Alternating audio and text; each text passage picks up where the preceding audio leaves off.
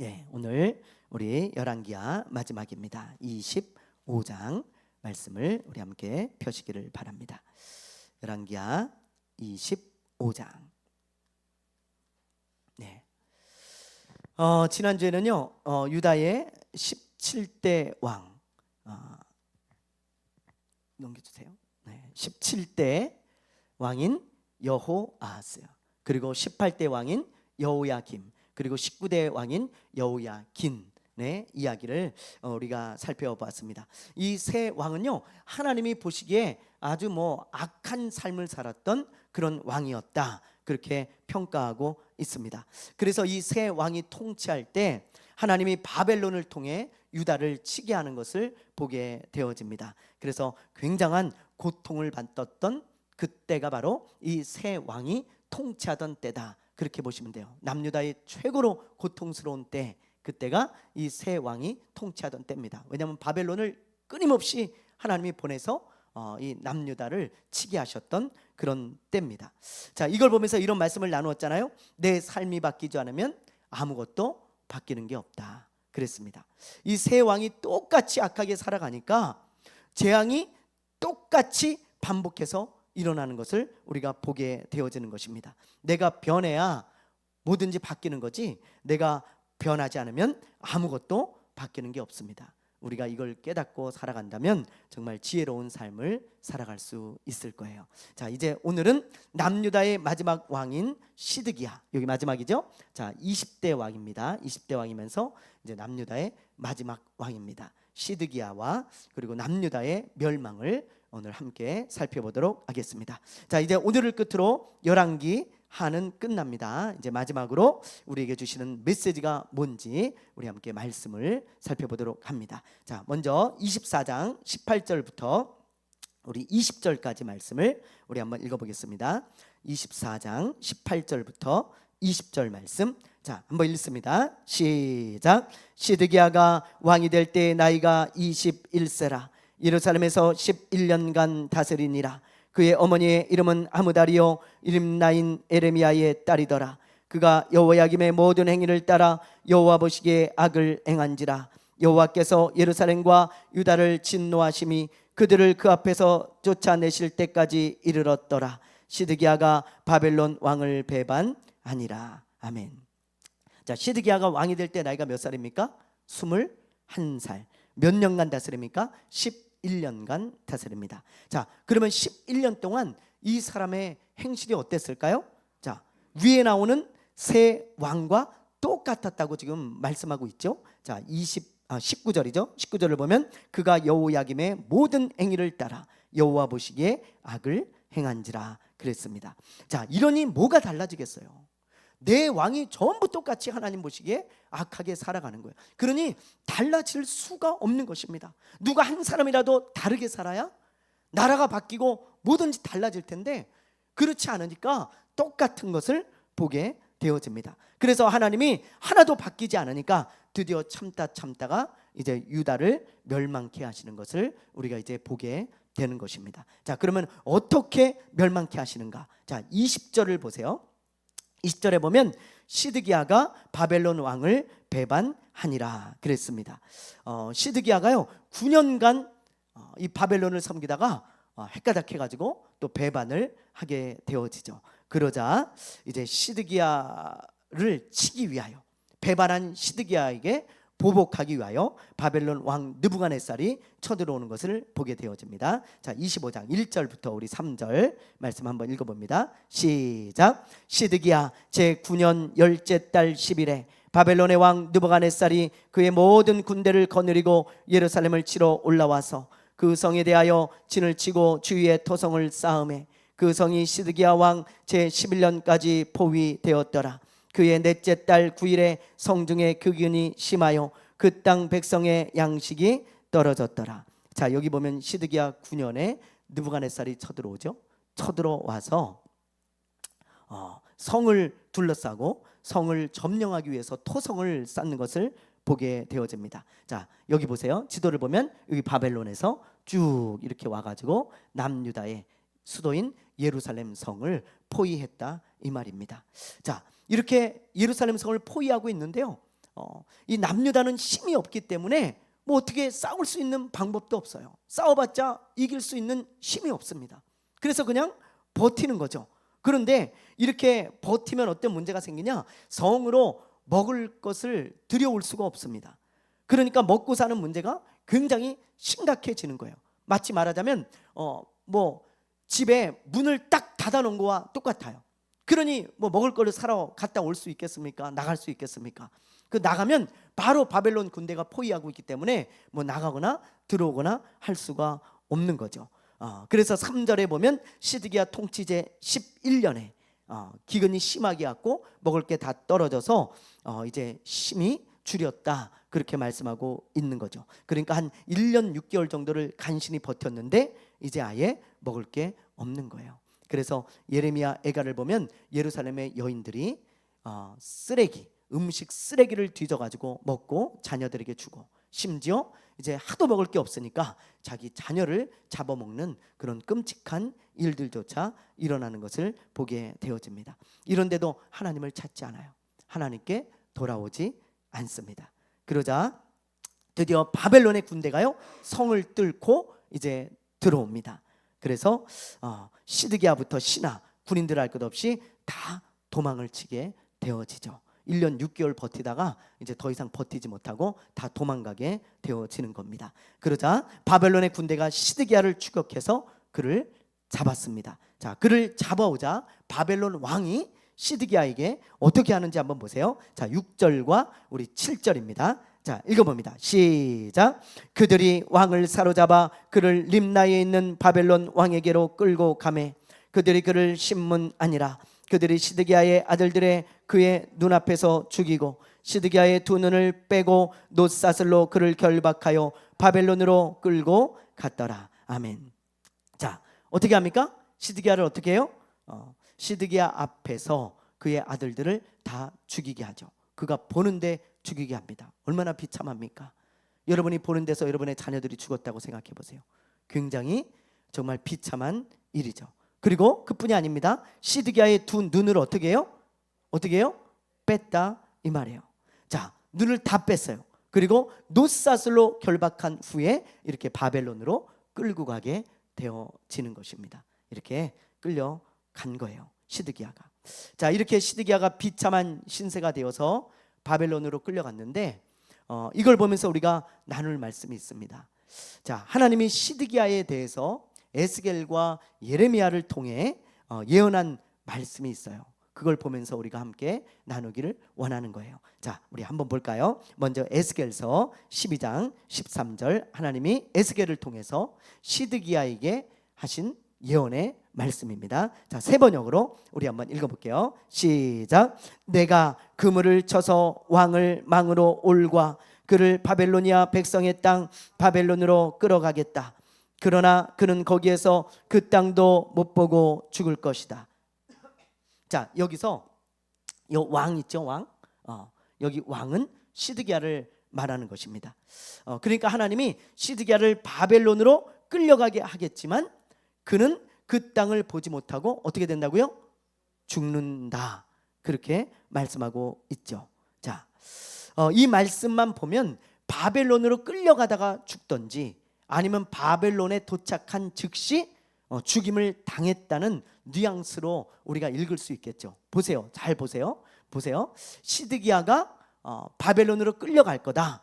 그러나 그는 그 땅을 보지 못하고 죽을 거다. 그러니까 끌려가는 도중에 뭐 죽거나 죽임을 당하거나 아니면 바벨론으로 끌려가서 바로 죽게 되어질 것이다. 그런 뉘앙스로 우리가 읽을 수 있잖아요. 얼마든지 우리가 그런 뉘앙스로 읽을 수 있습니다. 그러나 예레미야의 예언은 달라요. 자, 예레미야는 다른 예언을 하고 있어요. 34장 2절에서 5절 말씀을 우리 한번 읽어보겠습니다. 세 번역으로. 자, 한번 읽어봅니다. 시작. 나 주 이스라엘의 하나님이 말한다. 너는 어서 유다 왕 시드기야에게 가서 나의 말을 전하여라. 나 주가 말한다. 내가 이 도성을 바벨로니아 왕의 손에 넘겨주어서 그가 이 도성에 불을 지르게 하겠다. 너도 그의 손에서 벗어나지 못하고 꼼짝없이 붙잡혀서 그의 손아귀에 들어갈 것이다. 너는 바벨로니아 왕 앞에 끌려나가 그의 얼굴을 직접 보게 될 것이며 그는 너에게 항복을 요구할 것이다. 너는 바벨로니아로 끌려갈 것이다.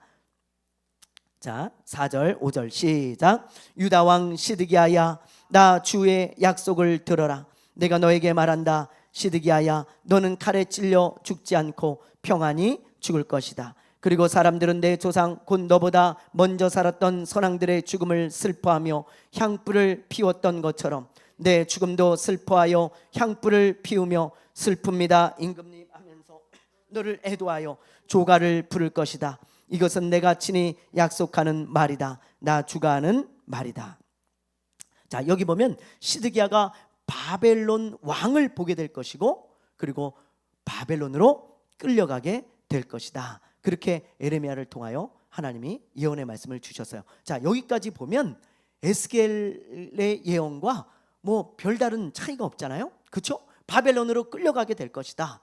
그거는 똑같이 예언했어요. 그런데 그 뒷구절을 보면 에레미야는 어떻게 예언하고 있습니까? 너는 끌려가서 죽임을 당하지 않고 평안히 살다가 그냥 죽을 거다.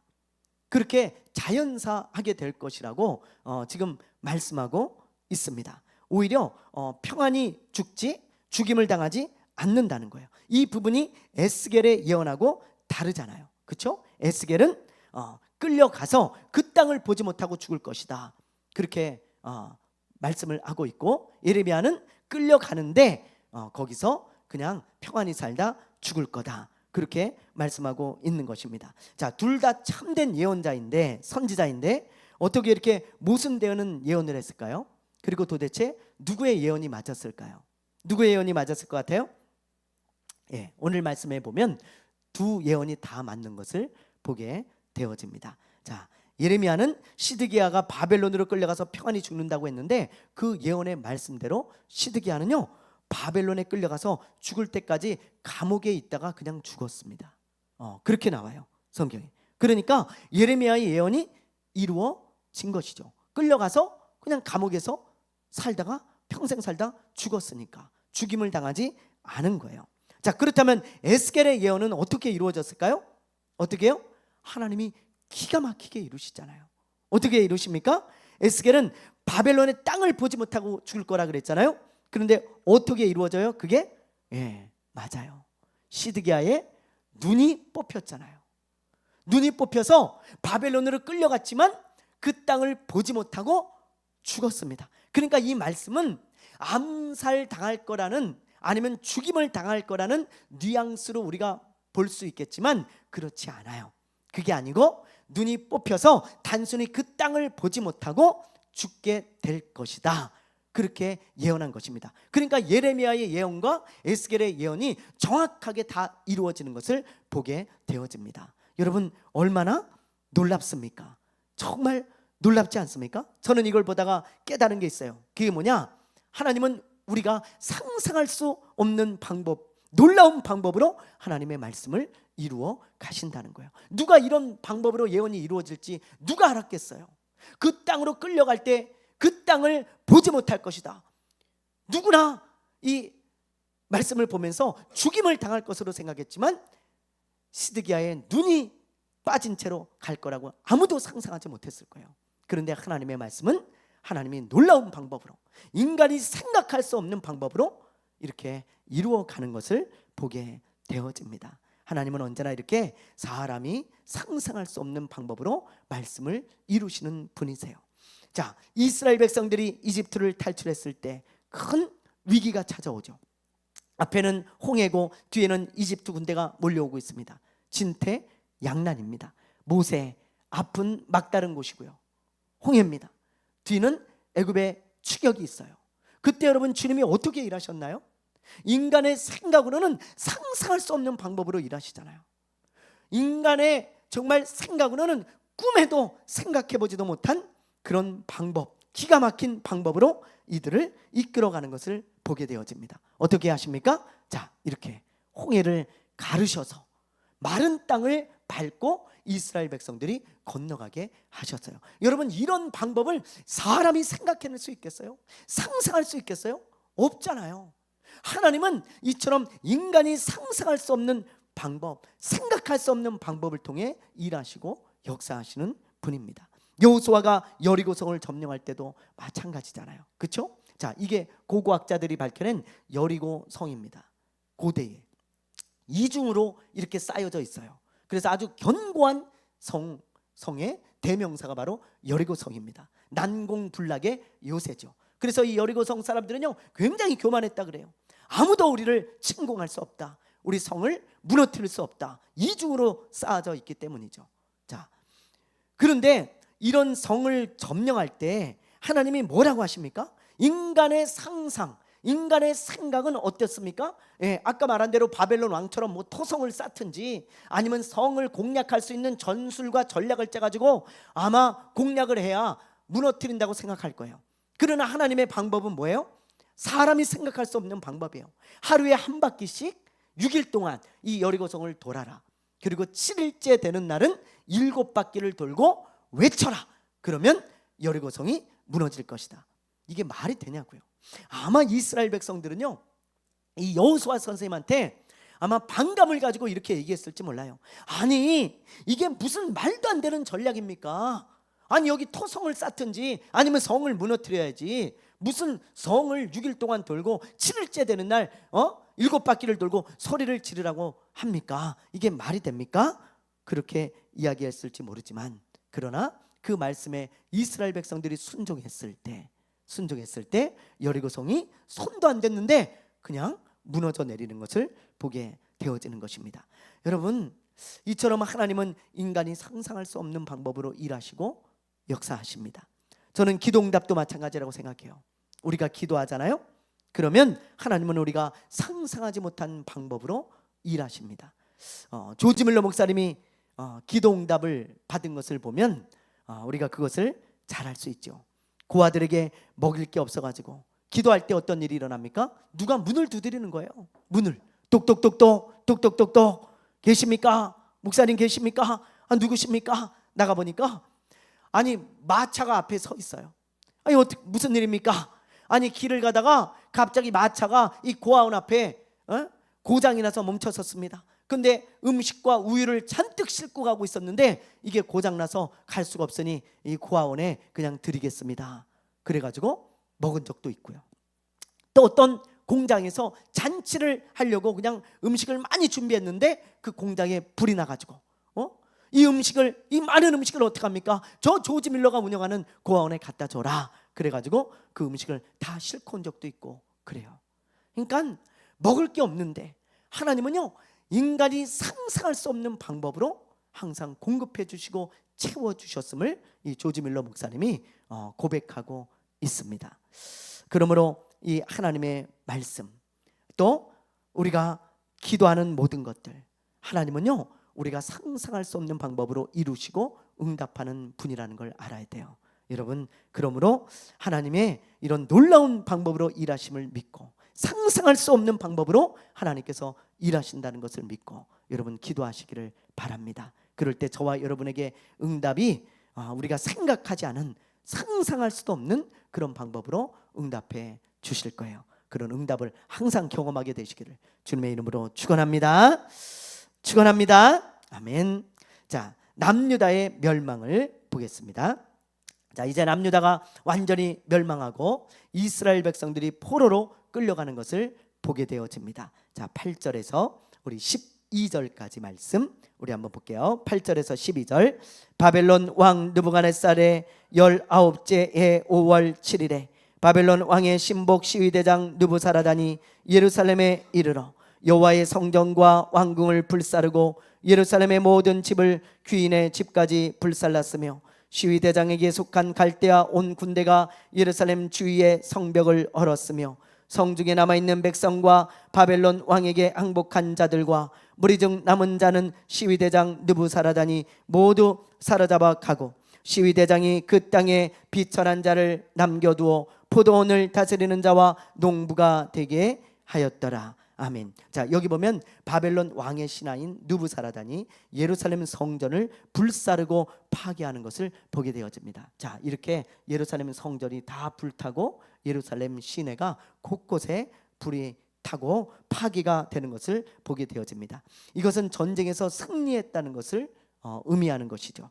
이렇게 성전을 파괴하고 귀족들과 유다의 지도자들의 집이 다 불이 탔다. 또 예루살렘의 성벽도 이렇게 다 무너져 내리고 불타서 없어졌다. 이렇게 말씀하고 있어요. 그리고 쓸만한 사람들은 다 포로가 되어 바벨론으로 끌려갔다. 그렇게 지금 말씀하고 있습니다. 이때 다니엘과 세 친구들, 또 에스겔 이런 사람들도 이 바벨론의 침공으로 다 이렇게 끌려가게 되어집니다. 물론 1차, 2차 때 이렇게 끌려가게 되어지고요. 지금은 이제 완전히 멸망하는 그런 시기죠. 자, 그리고 나서 예루살렘에는 어떤 사람들을 남겨놓는가? 자, 12절을 보세요. 12대장이 그 땅에 어떤 사람을 남겨놔요? 비천한 자. 비천한 자들은 가난하고 힘없는 사람들을 말합니다. 그러니까 나라를 다시 일으킬 수 없는 그런 사람들인 것이죠. 그런데 그뿐만이 아닙니다. 바벨론의 군대가 하나님의 성전을 약탈해 가지고요, 좋은 것들을 다 가져가는 것을 보게 되어져요. 그게 13절부터 나오는데, 자, 한번 읽어볼까요? 13절부터 17절 한번 읽어봅니다. 시작. 갈대아 사람이 또 여호와의 성전의 두 놋기둥과 받침들과 여호와의 성전의 놋바다를 깨뜨려 그 놋을 바벨론으로 가져가고, 또 가마들과 부삽들과 부집개들과 숟가락들과 섬길 때 쓰는 모든 놋그릇을 다 가져갔으며, 시위대장이 또 불 옮기는 그릇들과 주발들 곧 금으로 만든 것이나 은으로 만든 것이나 모두 가져갔으며, 또 솔로몬이 여호와의 성전을 위하여 만든 두 기둥과 한 바다와 받침들을 가져갔는데, 이 모든 기구의 놋 무게를 헤아릴 수 없었으니 그 한 기둥은 높이가 18규빗이요 그 꼭대기에 놋머리가 있어 높이가 3규빗이요 그 머리에 둘린 그물과 석류가 다 놋이라. 다른 기둥의 장식과 그물도 이와 같았더라. 아멘. 자, 여기 보면 금이나 은으로 된 물건들, 놋으로 된 물건들, 각종 좋은 물건들을 다 가져가잖아요. 그래서 남유다뿐만이 아니고 예루살렘 성전도 완전히 무너지고 약탈을 당해서 예루살렘 전체가 폐허가 되고 이제 완전히 쑥대밭이 되고 망하는 것을 보게 되어집니다. 이때가 몇 년입니까? BC 586년이에요. 자, 북이스라엘은 BC 722년에 멸망을 했어요. 자, 남쪽은 586년에 멸망하게 되어집니다. 자, 두 나라의 간격 차이가 136년입니다. 북이스라엘이 멸망하고 136년 만에 이제 남유다까지도 멸망해서 이제 이스라엘이 지도에서 사라지는 그런 하나님의 심판을 받게 된 것입니다. 저는 이걸 보면서 이런 생각을 했습니다. 이 세상에 영원한 것은 없구나. 영원한 것은. 아마 이 당시 이스라엘 백성들은요, 예루살렘이나 예루살렘 성전은 절대 망하지 않을 거라고 생각했을 거예요. 누가 망할 거라고 생각했겠어요? 하나님이 세우신 나라고 하나님이 세우신 성전이니까 이 나라는 절대 망하지 않는다. 우리 이스라엘은 절대 망하지 않는다. 그리고 이 하나님의 성전은 절대 망하지 않는다. 절대 무너지지 않는다. 그렇게 생각했을 거예요. 그러나 그 생각과는 다르게 무너지고 파괴되고 망하게 되었습니다. 이 세상에 영원한 것은 있어요, 없어요? 없어요. 그래서 예수님이 이런 말씀을 하시잖아요. 이런 말씀을 하셨잖아요. 자, 한번 읽어보겠습니다. 우리 마태복음 24장 35절인데요. 시작. 천지는 없어질지언정 내 말은 없어지지 아니하리라. 하늘과 땅에 있는 모든 것은 다 없어지고 무너질 때가 있다는 거예요. 이게 제 말이 아니고 예수님의 말씀입니다. 천지는 어떻게 돼요? 없어진다라는 것입니다. 그러므로 우리는 영원하지 않은 이 세상이 아니라 영원한 하나님의 나라에 마음을 더 두고 살아야 되는 것입니다. 그런 사람이 지혜로운 사람이고 지혜로운 크리스찬인 거죠. 성경에 보면 예수님이 어리석다고 한 사람들이 몇 명 나옵니다. 그 중에 대표가 바로 어리석은 부자죠. 이 부자는요, 세상에서 정말 많은 것을 가지고 있었고 이 세상에서 최고의 성공을 이룬 사람입니다. 그런데 이런 사람을 예수님이 왜 어리석다고 합니까? 왜 어리석다 그래요? 이 세상이 전부인 줄 알고 이 세상에만 올인하며 살았기 때문이에요. 이 세상은 없어질 것들인데 그걸 잊어버리고 망각하고 이 세상에만 올인하고 이 세상에만 관심을 가지고 살았기 때문에 예수님께서 말씀하시기를 너는 어리석은 부자다, 그렇게 말씀한 것입니다. 예수님이 이 사람을 향해서 이렇게 말해요. 이 어리석은 자야, 오늘 밤에 내가 죽으면 그 모든 것이 누구의 것이 되겠냐? 죽으면 다 놓고 가야 된다는 거예요. 이 세상의 것은 내가 놓고 가든 아니면 다 사라지든 언젠가는 반드시 사라지게 됩니다. 우리 크리스천들이 이걸 잊어버리고 살면 어리석은 부자와 같이 되는 거예요. 얼마 전에 뉴스를 보니까 홈플러스가 영업을 아예 중지한다고 했더라고요. 중지한다고. 오늘도 제가 홈플러스 쪽으로 이렇게 가다가 봤는데 참으로 안타까웠습니다. 더 이상 유지하기가 어려워가지고 이제 영업을 중지한다는 뉴스가 엊그저께 나왔어요. 이제 진짜 홈플러스가 문을 닫고 이제 망하게 된 것이죠. 자영업자들은 영업을 뭐 계속하게 한다는데 누가 가겠어요 여기를? 사람이 가야 자영업자도 뭐 영업을 할 수가 있죠. 마트가 문을 닫아가지고 이제 아예 사람들이 왕래가 끊어지는데 아니 어떻게 그 속에 있는 자영업자들이 살아남을 수 있겠습니까? 망하는 것은 불보듯 뻔한 일입니다. 또 그 큰 건물의 관리비나 시설비를 어떻게 하겠어요? 감당이 안 되겠죠. 완전히 이제 문 닫게 된 거예요. 우리가 생각할 때 이렇게 큰 대형마트가 이렇게 문을 닫을 거라고 여러분 생각해 보셨어요? 전혀 생각하지 않았어요. 저도 이마트나 홈플러스가 문을 닫는다? 이거는 전혀 우리나라 사람들은 아무도 생각해 보지 않았을 거예요. 무슨 동네 마트도 아니고 무슨 뭐 어떤 한 지역에만 있는 그런 마트가 아니고 전국적으로 다 깔려 있는 진짜 마트계의 진짜 뭐 왕 같은 그런 1, 2위 마트잖아요, 우리나라에. 그런데 이마트나 홈플러스가 문을 닫는다는 생각을 누가 했겠어요? 아무도 생각하지 않았을 거예요. 그래서 서로 그 이마트나 홈플러스에 들어가려고 아마 자영업자들도 아마 그랬을 겁니다. 그런데 그렇게 잘 나가던 홈플러스가 하루아침에 이렇게 망했잖아요. 이처럼 이 세상에는 영원한 것이 없습니다. 여러분, 영원한 게 없어요. 그러므로 이 세상에만 올인하며 살지 말고 영원한 하나님의 나라에 우리가 관심을 두고 살아가야 한다는 거예요. 그런 크리스천이 지혜로운 크리스천입니다. 우리 모두 지혜로운 크리스천들 되시기를 바랍니다. 아멘. 자, 이제 마지막으로 우리 22절부터 30절까지 말씀을 보고 마치도록 하겠습니다. 자, 먼저 22절부터 26절까지 말씀을 보면요, 무슨 이야기가 나오냐면 남유다의 모든 지도자와 귀족들이 사로잡혀간 상황에서 바벨론이 꼭두각시 총리를 하나 세웁니다. 그 사람이 누구냐? 사반의 손자 그달리아라는 사람이에요. 그달리아.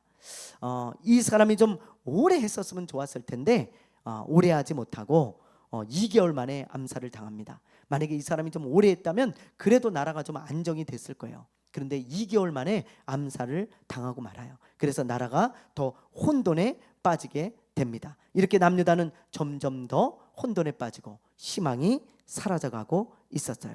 그러나 마지막 장면을 보면 다시 희망의 불씨가 살아나는 것을 보게 되어져요. 자, 우리 한번 마지막 장면 우리 한번 읽고 한번 나눔의 말씀을 하고 마치겠습니다. 27절부터 30절 말씀이에요. 자, 어떤 일이 마지막에 일어나는지, 어떻게 열왕기하를 끝맺고 있는지 우리 한번 보겠습니다. 27절부터 30절 읽습니다. 시작.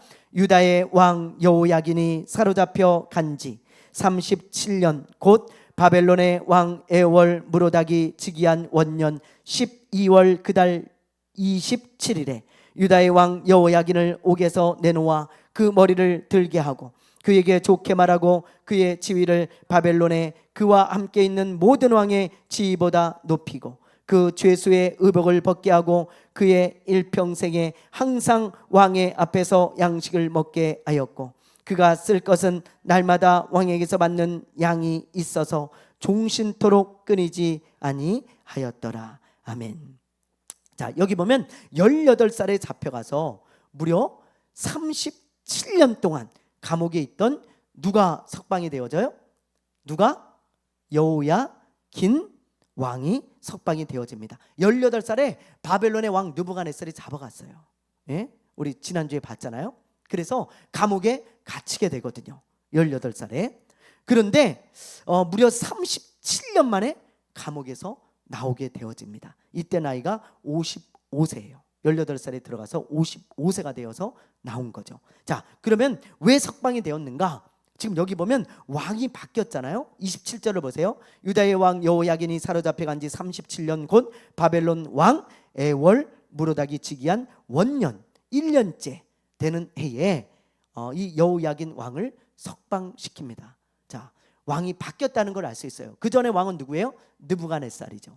느부갓네살의 아들이 바로 에월 무로닥입니다. 자, 이 에월 무로닥이 왕이 된 거예요. 느부갓네살이 죽고.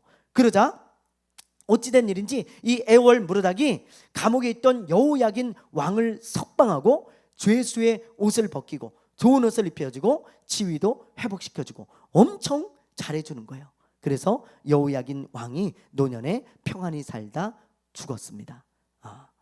자, 저는 이걸 보면서요, 이게 이제 마지막이잖아요. 열왕기 하의 마지막 내용입니다. 왜 이 열왕기 하의 마지막이 여호야긴 왕이 석방되고 회복되는 것으로 끝날까? 그런 생각을 한번 해봤어요. 이상하지 않습니까? 그렇죠? 유다가 망했다 그러고 그냥 끝났으면 될 텐데 왜 여호야긴 왕이 37년 만에 석방이 되어지고 그리고 이제 회복이 되어지고 그리고 다시 은혜를 입고 그래서 왕의 지위를 회복하고 그리고 평안히 살다가 그렇게 죽었다는 것으로 끝내고 있을까? 그런 생각을 해봤어요. 왜 그럴까요? 여러분, 저는 아마 이런 생각이 들어요. 무슨 생각이 드냐?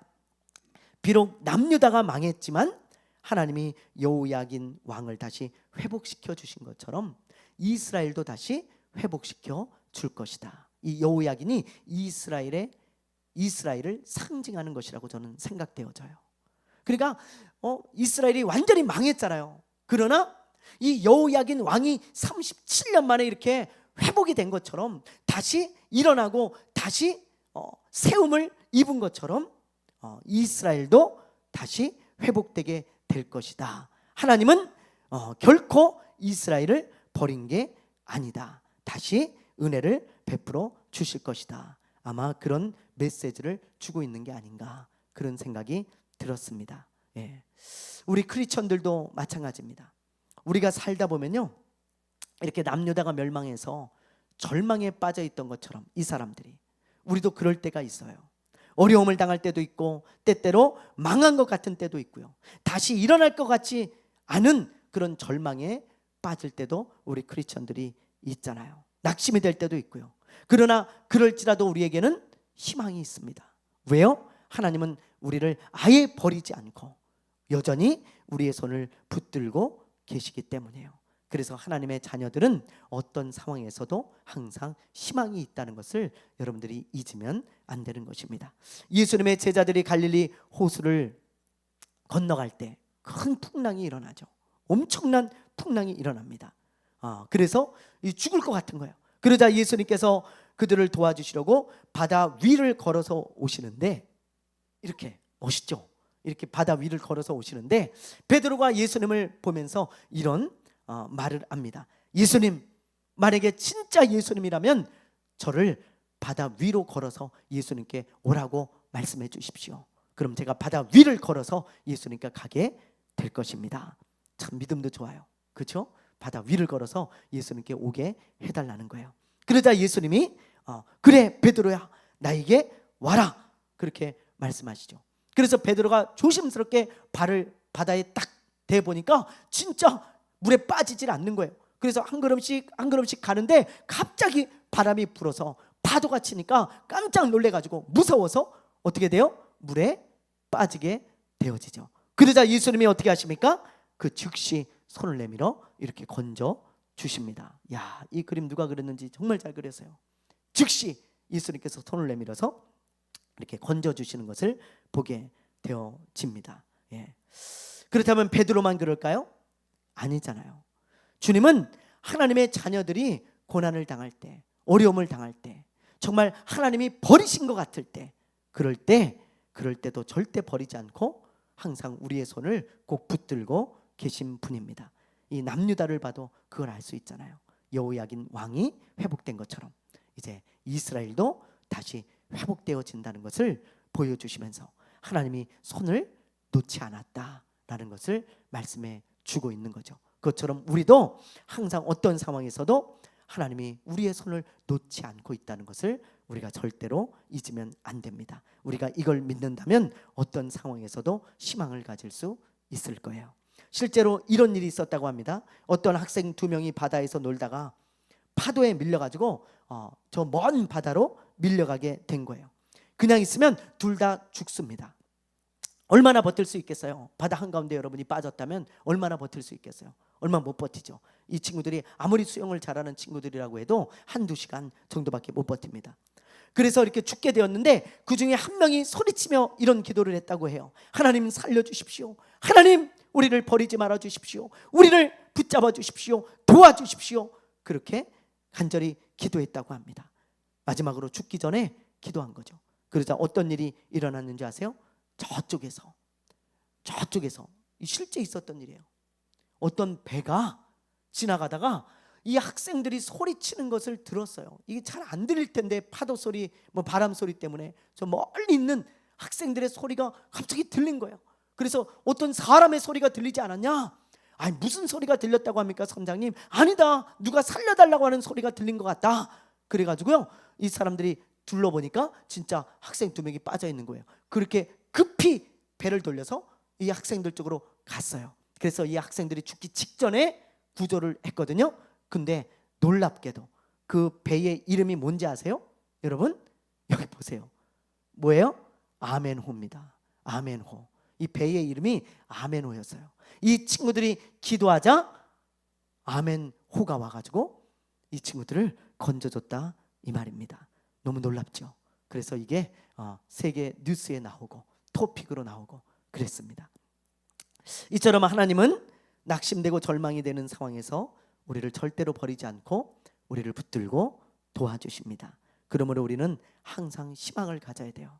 여러분에게 어떤 절망적인 순간이 와도 남유다가 망하는 것 같은, 정말 나라가 망해서 정말 솟아날 구멍이 없는 것 같은 그런 상황이 닥치더라도 하나님은 절대 우리를 버리지 않고 우리의 손을 놓지 않고 계시다는 것을 우리가 기억해야 할 것입니다. 여호야긴 왕은 37년 만에 복직이 되었고 이스라엘은 이제 바벨론으로 다 끌려갔잖아요.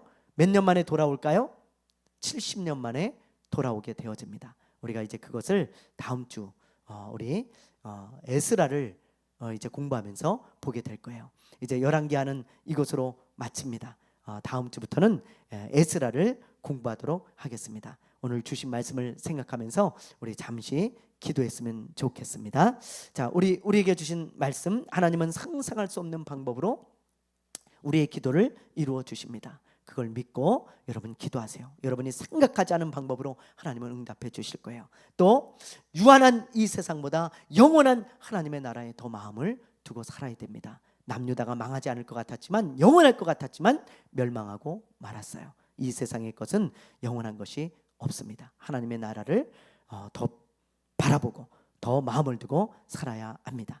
또 하나님은 우리를 절대 버리지 않고 우리를 꼭 붙잡아 주십니다. 어떤 상황에서도 항상 하나님을 바라보며 붙잡아 주시는 하나님을 바라보고 희망을 가지시기를 바랍니다. 오늘 이 시간에 우리 잠시 한 3분 정도 주신 말씀 붙들고 우리 기도하고 마치겠습니다. 주여 한번 부르고 잠시 기도합니다. 주여!